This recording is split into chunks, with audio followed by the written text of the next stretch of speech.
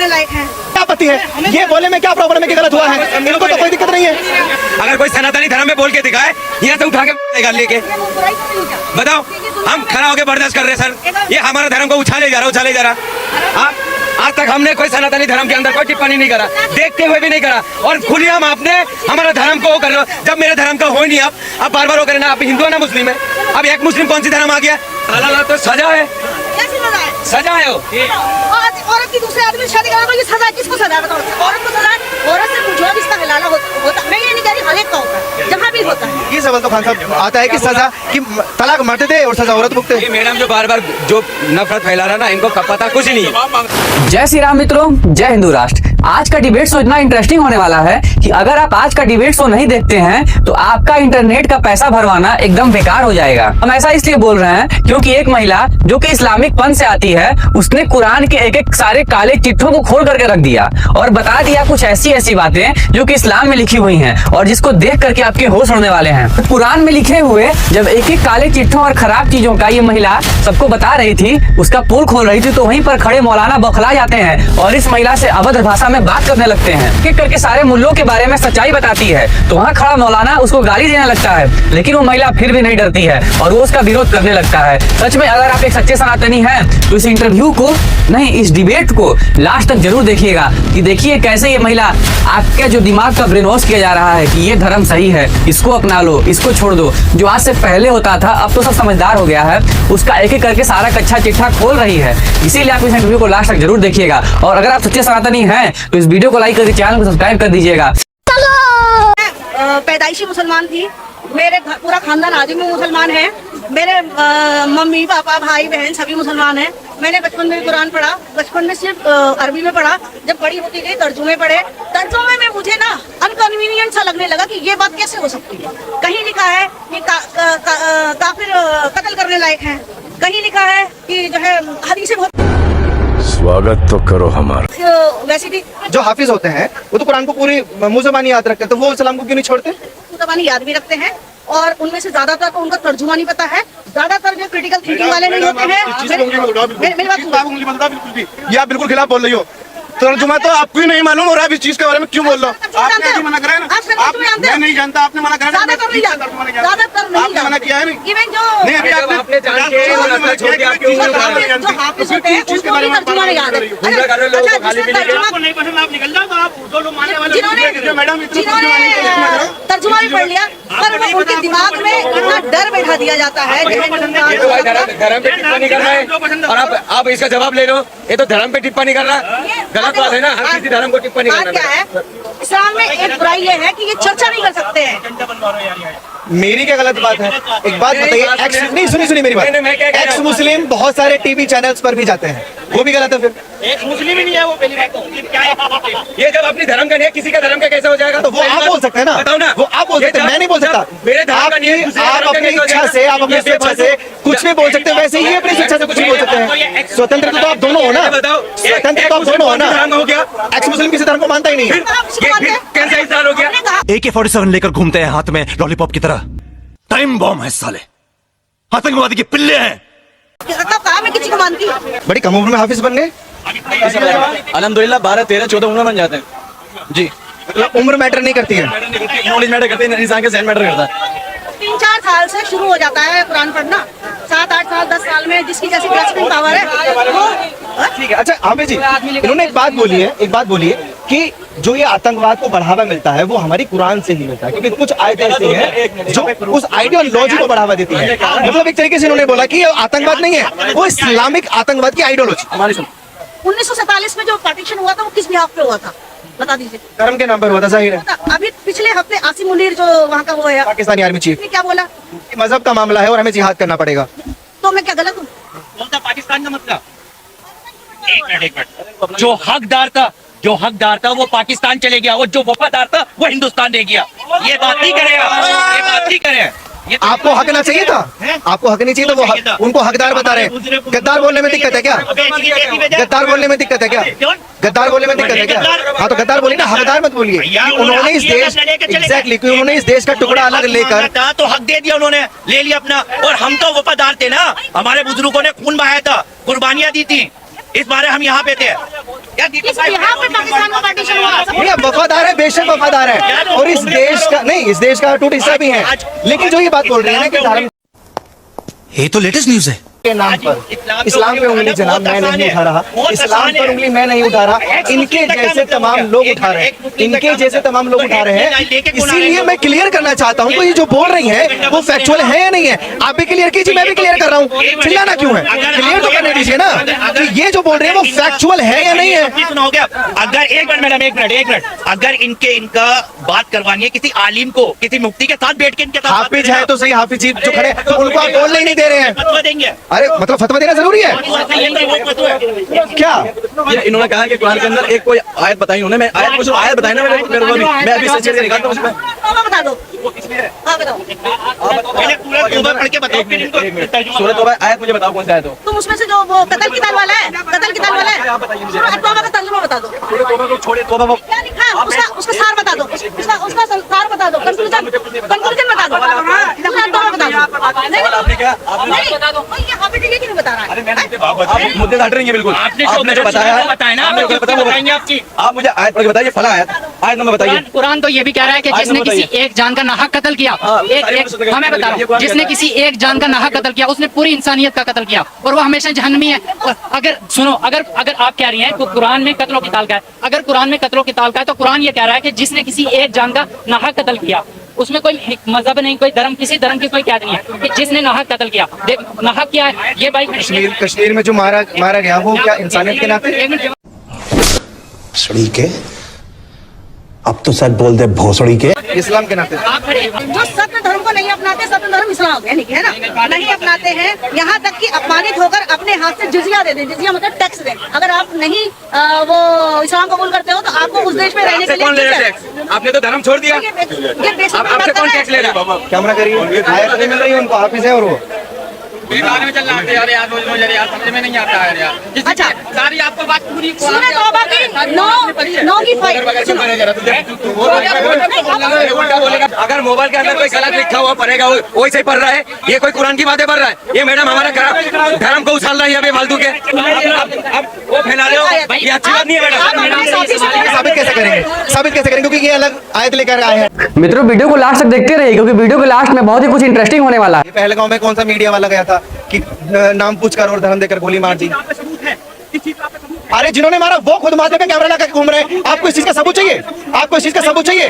बड़े बेशरम इंसान है फिर आप। पूरी दुनिया ये जानती है कि पहलगाम में हुआ है, ये खुद बोल रहे हैं। आपको सबूत चाहिए?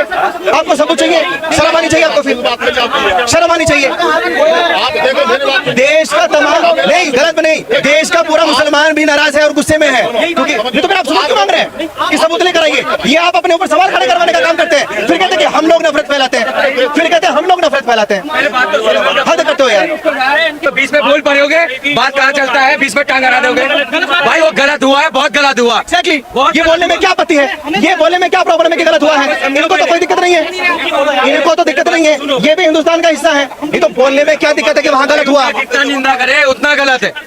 जो मतलब इस्लाम के जो बड़े ऑथेंटिक सोर्स वाले लोग हैं उनके थ्रू ही लिखा गया है उस पर ऑनलाइन, चाहे sunna.com पे, quran.com पे या बहुत सारे ऐप हैं उसमें। आज इसका जो जितने भी मौलवी लोग बैठ के डिबेट करते हैं वो सब इसी ऐप से ही खोल कर करते हैं, ठीक है। इसलिए इसके अलावा हार्ड कॉपी हर जगह मिलती है।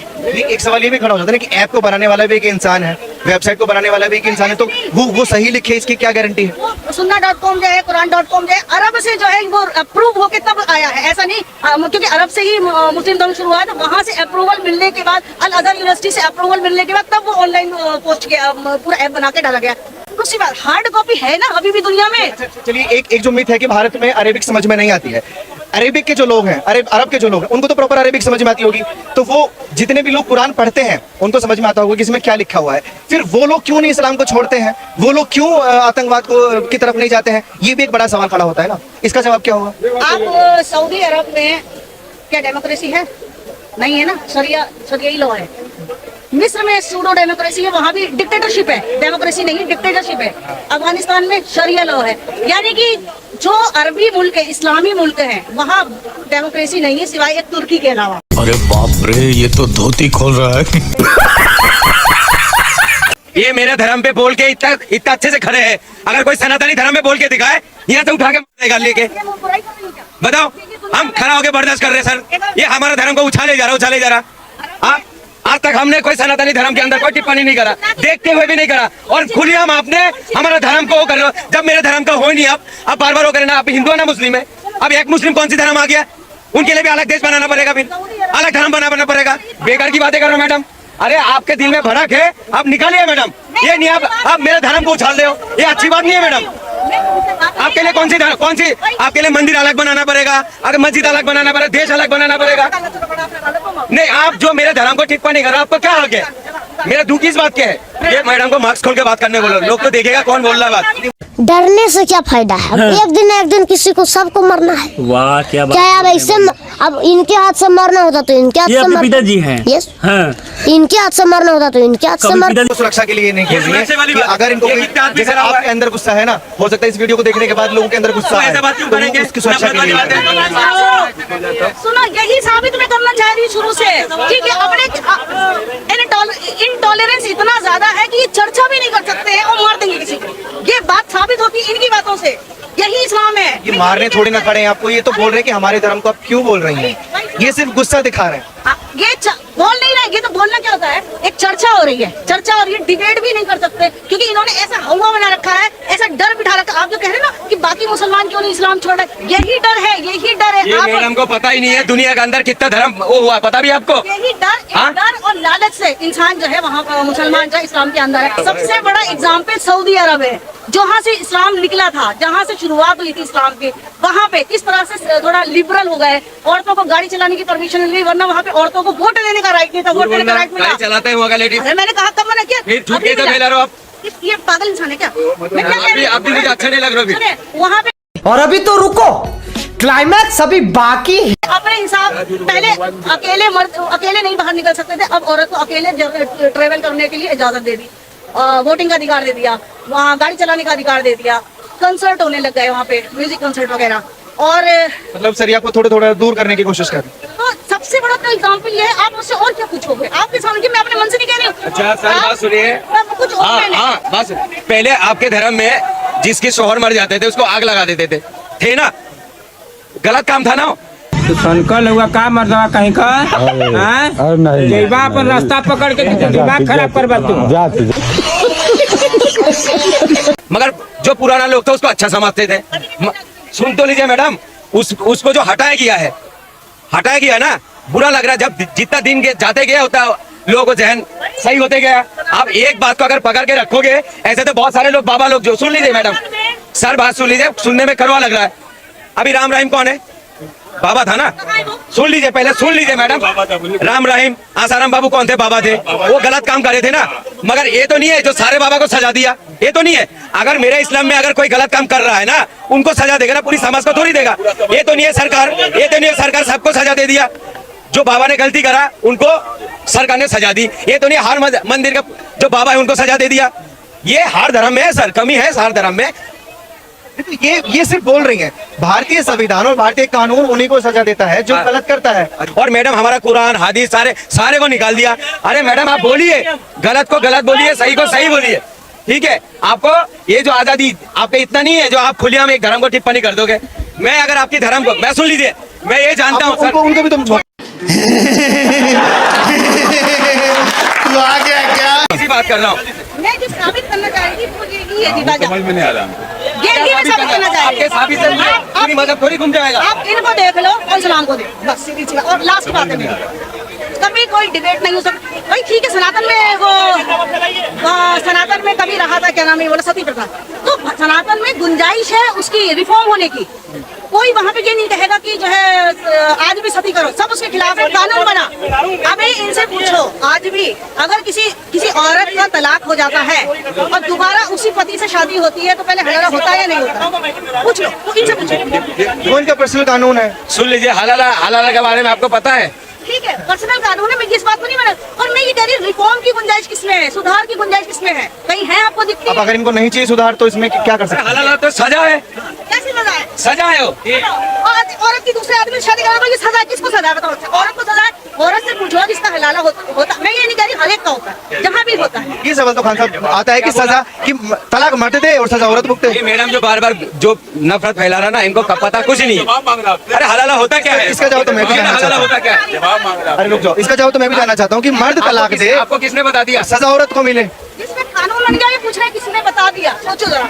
हमारा जो, अरे सुन लीजिए मैडम, आप नफरत मत फैलाइए। तू देखिए तू पड़ जी बवाल में कुछ करियो। अच्छा हम समझा बता देते हैं, एक मिनट सुन ला। हमारा जो कॉन्टेक्ट होता है शादी, अगर मेरे बीवी को मैं सता रहा हूँ, उसको हक है मेरे को छोड़ के जाने का, ठीक है, जाने का हक है, एग्रीमेंट होता है। अगर जो मान लो हस्बैंड किसी गुस्से में तलाक दे रहा है, फिर उसको अफसोस होता है कि हाँ। मैंने गलत किया, हाँ। फिर वो अपनी बीवी से दोबारा निकाह करना चाहता है 3 तलाक के बाद, हाँ। तो क्या प्रोसेस है? प्रोसेस ये है, वो जा सकता है मुझसे। सुन लीजिए पहले, आप हलाला पता है किसको कहते हैं इन लोग? आप दिमाग में बैठा लो और बात को चलाना जरूर, अगर नहीं चलाओगे ना अच्छा नहीं चलेगा लगेगा। चलेगा, डोंट वरी। ये जो कहता है हलाला, हलाला किसे कहता है पता भी आपको?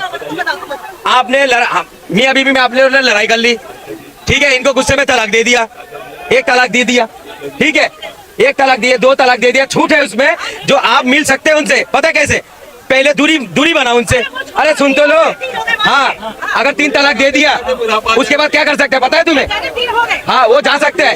अगर किसी ने हलाला करा, उसने बहुत गुनाह वाला काम करा, अल्लाह को धोखा दिया उसने। क्या होता है हलाल, वो पूछ रहे हैं। हाँ, हलाला इन लोग पता किसको कहता है? और मैं पूरी बता देता हूँ आपको, ये हलाला क्या होता है सर। अरे सुन तो लो मैडम, बीच में मत बोलो, बीच में मत बोलो। अगर कोई शराब पी रहा है वो गलत है, वो गलत है ना, पूरी समाज थोड़ी गलत है। आपके धर्म में मांस खाना मना है, अगर वो भाई मांस करा, पूरी हिंदू समाज थोड़ी गलत है। ये तो सब मजहब को बोलना मैडम, ये अच्छी बात थोड़ी है। इस्लाम पर डिबेट बहुत लंबी हो सकती तो मित्रों, कैसा लगा आपको हमारा इंटरेस्टिंग कंटेंट? तो ऐसे ही और भी इन्फॉर्मेटिव और इंटरेस्टिंग कंटेंट के लिए आपको सिर्फ 1 सेकंड देना है, और उस 1 सेकंड में वीडियो को लाइक करके चैनल को सब्सक्राइब कर देना है, और बेल नोटिफिकेशन ऑन करके वीडियो को शेयर कर देना है, ताकि ऐसे आपके लाइक, सब्सक्राइब, शेयर से हमको मोटिवेशन मिल सके। आपसे मिलते हैं हम अगले वीडियो में। अपना ख्याल रखिएगा, तब तक के लिए जय हिंद।